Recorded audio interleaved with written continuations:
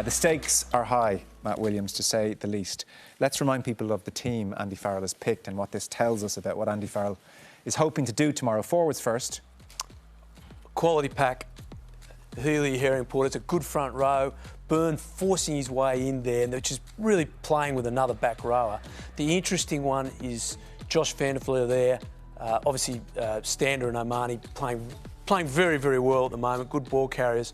But Van der Fleer is saying we're going to play with an open side.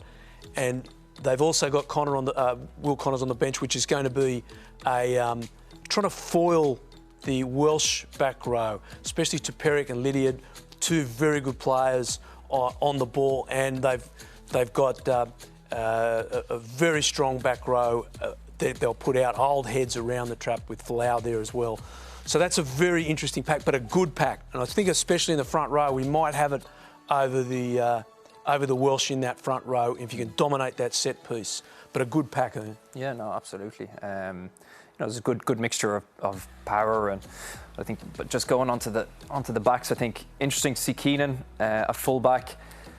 What's the match fitness of James Lowe like? I'm really happy to see Henshaw and Ringrose. I think that can just be a future combination for Ireland going forward. And then you've just got the experience of Murray and Sexton that know they're born winners. They know how to win games. So why Henshaw and Ringrose and not Bundyaki in there? Well, personally, I think Henshaw just offers a little bit more in attack. You know, he's got a better distribution game. He, has played full back. He can cover ground. He can kick. I think he just offers a little bit more. And, potentially, I think with Paul O'Connell working a bit more with the line-out, you might see a greater success rate there, which will hopefully invite these guys to play a little bit more. You might see them with ball in hand. I think also, Joe, it's a really interesting point. Like you listen to this bench here we got here now. So you got Ronan Kelleher, Dave Kilcoyne, Furlong, and Henderson, Will Connors.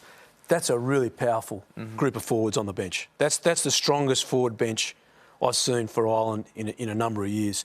Interesting ones: Gibson Park, Billy Burns, and Jordan Lama, who's pretty unlucky. Billy Burns, what do you think about that selection?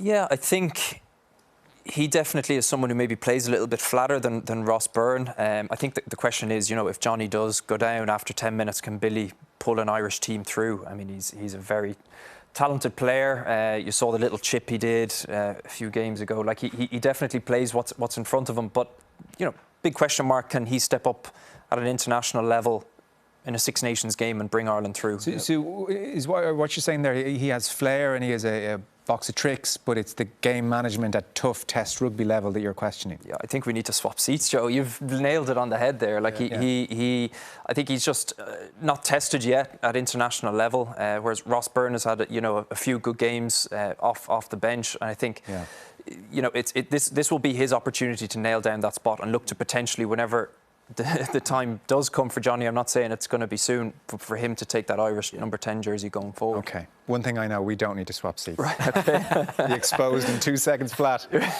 So Wales and Wayne Pivac, he's gone for the old war horses. Yeah, rolled out hard dogs for a hard road, and he's picked some real old tough nuts there.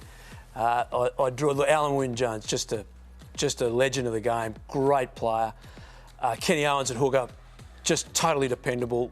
And then this tough old back row. You got Tuperic, Faletau, and Lydia. They know each other's game inside out, and they are really, really good scavengers at the breakdown. You look at Francis and Jones in the front row, and the Welsh bench at the front row might be where Ireland can wear them down in the set plays. But they've got to dominate where Paul O'Connell's role is, dominate Alan Wynne-Jones. And then the back scene? Yeah, I think biggest talking point would be George North.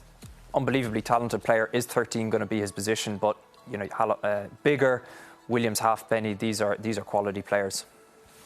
So far from easy tomorrow and far from a done thing. We're looking forward to it already, as you can imagine. A reminder of all the good things coming your way. We have highlights of all today's action if you missed anything. France were very good if you missed that at the start of the show. And obviously there was drama at Twickenham. So Six Nations highlights on Virgin Media 2, 11:10. And of course, the big one tomorrow, it will shape much. 2 o'clock, Wales against Ireland, Virgin Media 1 and the Virgin Media player as well. The Guinness Six Nations Championship, live on Virgin Media 1 and Virgin Media Player.